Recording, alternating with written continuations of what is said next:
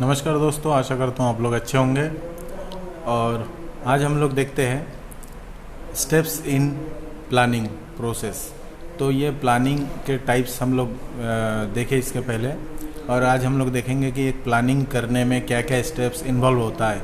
तो मेनली जो इसमें मेंशन किया गया है 8 स्टेप्स, जो मेन स्टेप्स है प्लानिंग प्रोसेस में इन्वॉल्व होता है। तो उसमें जो पहला जो है वो परसेप्शन ऑफ अपॉर्चुनिटीज़, सेकेंड जो है इस्टेब्लिशिंग, थर्ड जो है प्लानिंग प्रीमाइसेस, फोर्थ जो है identification of alternatives, fifth evaluation of alternatives, sixth choice of alternative plan, seventh formulation of supporting plan, और एट जो है एस्टेब्लिशिंग सीक्वेंस ऑफ एक्टिविटीज़। तो ये 8 जो है स्टेप्स है प्लानिंग प्रोसेस में। तो एक एक के बारे में हम लोग देखते हैं। सबसे पहला जो है परसेप्शन ऑफ अपॉर्चुनिटीज़। इसमें जो है वो देखा जाता है कि ये स्ट्रिक्टली जो है वो प्रोसेस का, प्लानिंग प्रोसेस का पार्ट नहीं है, फिर भी प्लानिंग प्रोसेस शुरू होने से पहले सबसे पहला जो स्टेप्स आता है वो यही स्टेप्स आता है कि हमारे जो एक्सटर्नल एनवायरनमेंट है या फिर हमारे जो ऑर्गेनाइजेशन के अंदर भी कोई अपॉर्चुनिटीज़ है या नहीं है। तो अपॉर्चुनिटीज़ को देखा जाता है ना। तो it is important to take preliminary look at possible future opportunities and see them clearly and completely. तो हमारे सराउंडिंग में, नियर बाय में एनवायरनमेंट, जो एक्सटर्नल एनवायरनमेंट है या फिर विद इन ऑर्गेनाइजेशन है, इसके अंदर कोई अपॉर्चुनिटीज़ है या नहीं है, तो इसको पहले देखा जाता है। ठीक है। तो उसके बाद जो सेकेंड स्टेप्स आता है वो है एस्टेब्लिशिंग ऑब्जेक्टिव्स, यानी जिसको प्लानिंग प्रोसेस में हम बोल सकते हैं कि ये पहला स्टेप्स होता है, एस्टेब्लिशिंग ऑब्जेक्टिव्स। अब हमने जो प्लानिंग शुरू होने से पहले जो हमने अपॉर्चुनिटीज़ देखे या फिर कोई स्कोप देखे, तो उस टाइम पे फिर हमने नेक्स्ट जो ऑप्शन लिया जाएगा कि उस ऑब्जेक्टिव्स को पहले क्रिएट करेंगे। ठीक है। तो सेकेंड जो ऑप्शन है वो establishing objectives. This is the second steps in the planning process. The major organizational and unit objectives are set in this stage. तो this is done for long term as well as for short term. तो ये जो है important objectives decide किया जाता है इसी stage में। तो ये है मेजर, जो सबसे बड़ा जो ऑर्गेनाइजेशनल का जो इम्पोर्टेंट पार्ट है वो इसी में आता है, क्योंकि इसी पार्ट में है ऑब्जेक्टिव डिसाइड किया जाता है। और ऑब्जेक्टिव जो है वो शॉर्ट टर्म के लिए भी हो सकता है या फिर लॉन्ग टर्म के लिए भी हो सकता है।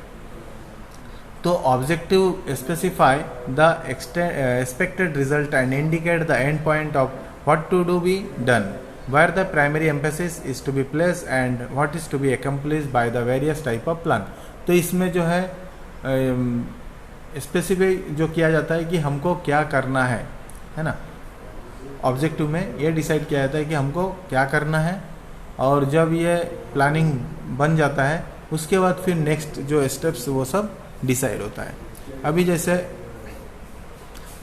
एग्जांपल अगर हम लोग देखें, अभी जो है कोविड-19 का पेंडेमिक चल रहा है, तो इसमें भी सराउंडिंग में एनवायरनमेंट देखे कुछ लोगों ने कि क्या कर सकते हैं।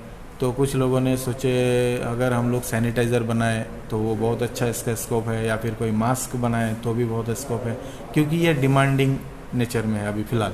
और जो है बहुत सारे लोगों ने hands free, touch free sanitiser, disposable machines वगैरह बनाए। तो इस प्रकार का अपॉर्चुनिटीज़ को इन्होंने सबसे पहले क्या किया, अपॉर्चुनिटीज़ को ऑब्जर्व किया। उसके बाद फिर ऑब्जेक्टिव्स बनाए।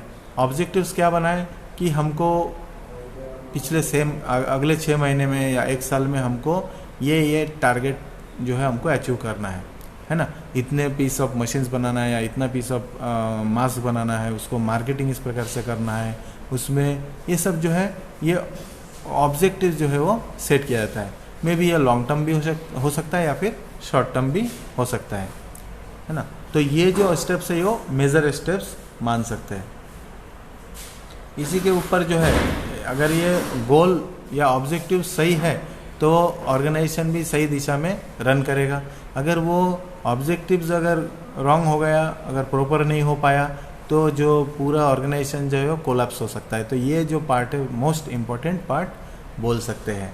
ठीक है, और इसके आगे तीसरा जो स्टेप्स है वो है प्लानिंग प्रीमाइसेस, या फिर बाकी इसमें जो बोलते हैं डेवलपिंग प्रीमाइसेस। तो प्लानिंग प्रीमाइसेस में अब हमने डिसाइड तो कर लिया, ऑब्जेक्टिव गोल सेट कर लिया, अभी हमको क्या करना है कि उस गोल को अचीव करने के लिए हमको क्या क्या स्टेप्स लेना पड़ेगा, हमको क्या क्या चीज़ें क्रिएट करना पड़ेगा, क्या क्या हमको माहौल बनाना पड़ेगा। तो ये सब जो है ये प्लानिंग प्रीमाइसेस में आता है। तो after determination of organisational objectives, the next step is to establishing planning premises, that is the condition under which planning activity will be undertaking, है ना। तो इसमें कंडीशन देखा जाता है कि किस एक्टिविटी को कौन से कंडीशन में लेना है, किस एक्टिविटी को कैसे ऑपरेट करना है। तो ये प्लानिंग प्रीमाइसेस में आता है। ठीक है, तो ये प्लानिंग प्रीमाइसेस जो है वो एज्यूम किया जाता है expected environmental and internal condition के हिसाब से। तो जैसे एग्जांपल के तौर पे अगर देखेंगे एक्सटर्नल प्रीमाइसेस, जैसे कि भाई हमारे जो सराउंडिंग में एनवायरनमेंट है, यानी पॉलिटिकल या फिर सोशल एनवायरनमेंट क्या है, टेक्नोलॉजिकल एनवायरनमेंट क्या है, कॉम्पिटिटर है कि नहीं है, कितना है, और प्लान और एक्शन, गवर्नमेंट पॉलिसीज़ क्या है। तो ये सब जो है फैक्टर को ध्यान में रखते हुए ये जो प्रीमाइसेस, डेवलपिंग प्रीमाइसेस वो किया जाता है कि भाई हमारे यहाँ पे यो इलीगल तो नहीं है, वो कानून उसको मान्यता देता है कि नहीं ये चीज़ बनाने के लिए, या फिर उसमें कौन सा एक्ट है, या फिर कौन सा ऐसा गवर्नमेंट पॉलिसीज़ है, या फिर उसको करने के लिए कोई टेक्नोलॉजिकल हर्डल तो नहीं है, कुछ डिफ़िकल्टीज तो नहीं है, उसके लिए हमको ओवरकम करने के लिए क्या करना पड़ेगा, ऑलरेडी इस फील्ड में कोई कॉम्पिटिटर तो नहीं है, उनका स्ट्रैटेजी क्या है, ये सब चीज़ें जो है वो देखा जाता है। इसको बोला जाता है ये डेवलपिंग प्रीमाइसेस या फिर प्लानिंग प्रीमाइसेस। तो ये जो है थर्ड स्टेप्स है। ठीक है, जब ये होने के बाद प्रीमाइसेस बन गया, पूरे हमारा गोल ऑब्जेक्ट क्लियर हो गया, फिर हमने प्रीमाइसेस देख लिए कि हाँ ये संभव है, इतने लोग लगेंगे, ये मशीनरी लगेंगे, और जो भी ऑब्जेक्ट्स है वो सब क्लियर हो गया। अभी जो फोर्थ स्टेप्स है वो जो है identification of alternatives. Fourth step में जो है आइडेंटिफिकेशन ऑफ अल्टरनेटिव्स। अब ये जो है गोल ऑब्जेक्ट, उसको अचीव करने के लिए हमारे पास स्टेप्स कौन कौन सा है, कौन कौन सा अल्टरनेटिव ऑप्शन है। The fourth steps in planning is to identifying the alternatives. Various alternative can be identified based on the organisational objectives and planning premises. Concept of various alternative suggest that a particular objective can be achieve through various action. तो ये जो fourth ये है steps है, इसमें जो alternatives है यानी इसका विकल्प क्या है, इसका और कौन से किस किस तरीके से हम लोग अपना ऑब्जेक्टिव्स गोल सेट कर सकते हैं। अगर एग्जांपल के तौर पे हम लोग सेम अगर देखें कि मास्क बनाना, अब मास्क बनाने के लिए उसका पोटेंशियल मार्केट कितना है, उसके लिए अपने को रिसोर्सेज क्या लगेंगे, कितना एक्सपेंसेस लगेंगे, उसका रेट ऑफ रिटर्न कितना रहेगा, हमको कितना उसका वापस मिलेगा। या फिर दूसरा तरीका है कि कहीं में हम लोग इसको ट्रेडिंग ना करें, किसी से बनवाए और उसको रीसेल करें। तो इस प्रकार से अल्टरनेट जो ऑप्शन देखा जाता है कि किन किन कौन कौन से ऐसे अल्टरनेट ऑप्शन है। ठीक है, तो ये फोर्थ स्टेप्स में देखा जाता है ऑप्शंस, अल्टरनेटिव।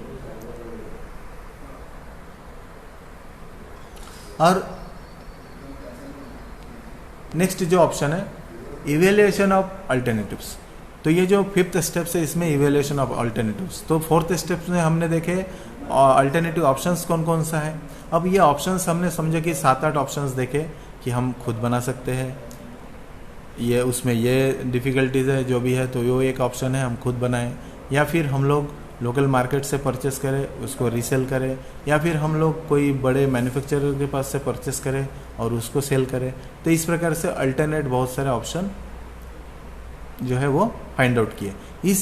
इसमें इवेल्युएशन, जो जितने सारे ऑप्शन हमारे पास अवेलेबल है उसके ऊपर वो इवेल्युएट किया जाता है कि ये ऑप्शन कितना कारगर है, या फिर ये जो दूसरा ऑप्शन है वो कितना कारगर है, तीसरा ऑप्शन को कितना वो इफेक्टिव है। तो ऐसे सभी ऑप्शन के ऊपर डिसाइड या फिर उसके ऊपर डिस्कस किया जाता है कि कौन सा बेस्ट इनमें से अल्टरनेटिव ऑप्शन है। तो various alternative course of action should be analyse in the light of premises and goal. There are various techniques available to evaluate alternatives.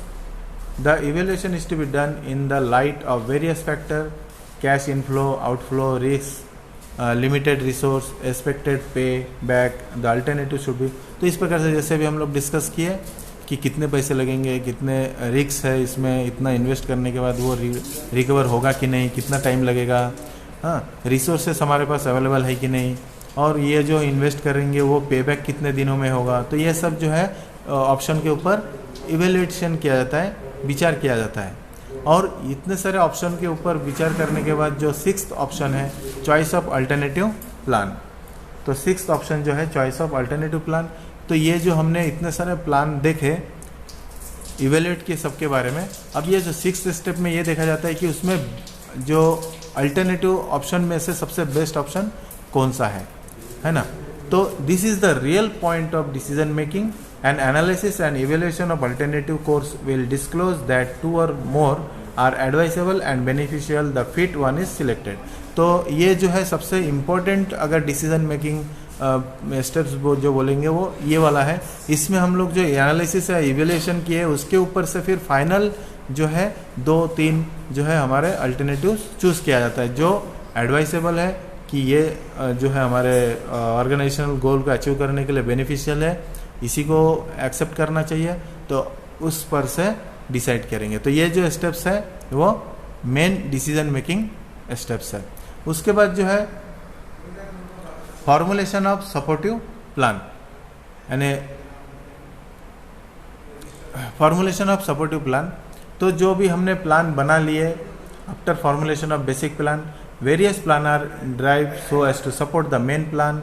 In an organization there can be a various derivative plan like planning for buying equipment, buying raw material, recruiting and training personnel, developing new products etc। तो इसमें जो है इस step में जो है हमने जो एक प्लान बनाया है उस प्लान को सपोर्टिव प्लान इस स्टेप में बनाया जाता है।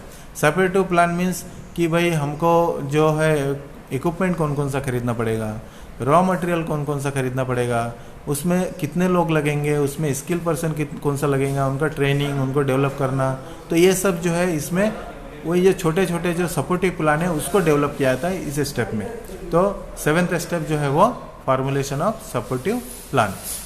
ठीक है, नेक्स्ट जो स्टेप्स है वो 8 स्टेप्स है, एस्टेब्लिशिंग सीक्वेंस ऑफ एक्टिविटी।